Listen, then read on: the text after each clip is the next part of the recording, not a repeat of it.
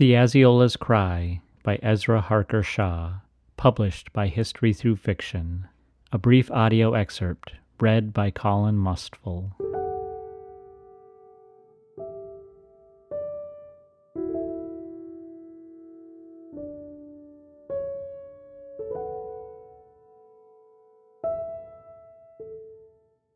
A nervous energy has infused Mary.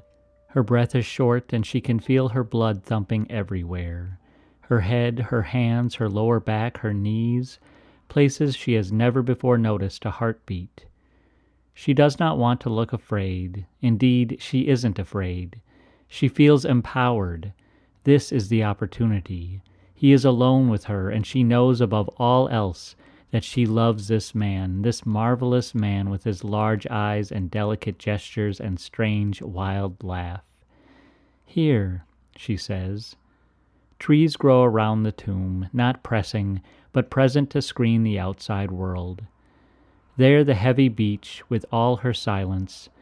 There the silver birch diffusing sunlight with her leaves, and here the willow drawing her whispering veil across the scene. A raised tomb, 6 feet long in somber gray stone, bears the legend, Mary Wollstonecraft Godwin, author of A Vindication of Women. Shelley kneels before the tomb reverently. "I often bring her books here to read them by her side," Mary says, "or else I just come to be with her, to seek her counsel." She sits in the long grass beside him. "What does she say?" he asks. "That I must live in my own way, that I must be slave to no man, that I must seize opportunity." That is sound advice. She knows this and will not let opportunity pass. "So you do not feel yourself bound by the legal ties between yourself and Harriet?" Marriage is nothing to do with love. Marriage is a contract of law that allows one human control of another. Where there is bondage, there cannot be freedom. Love is precious. It may change with time, for all things in life are mutable. To promise to love when love has faded is insanity. It knows nothing of human nature. But the union of souls who love purely is a profound and beautiful thing. It is the greatest feeling. Within her, her spirit seems to be rising on sacred winds.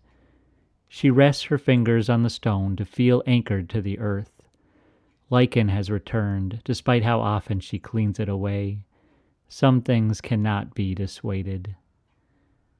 "I appreciate the candor with which you have shown yourself to me," she begins. She pauses to still the tremor which threatens her lip. "Be confident," she tells herself. "Be wise.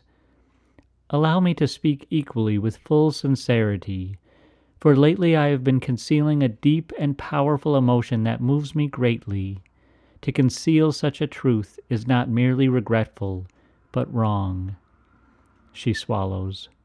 "You tell me that you are unaffected by the standards of society, that the legality of your marriage is irrelevant, that you believe in the principle of free love. All your philosophies and writings point to an enlightened mind.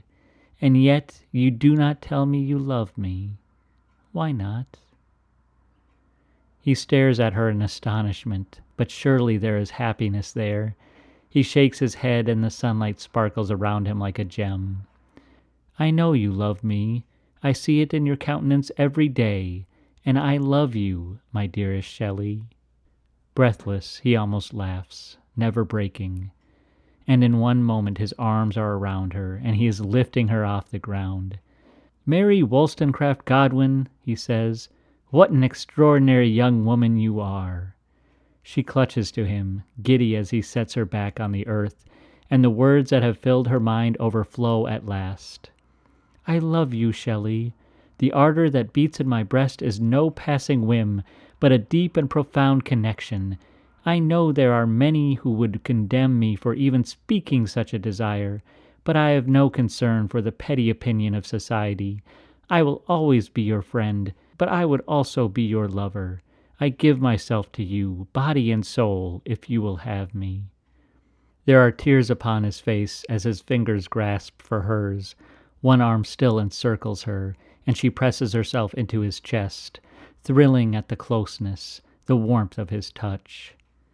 He draws back, lifts her chin and studies her face.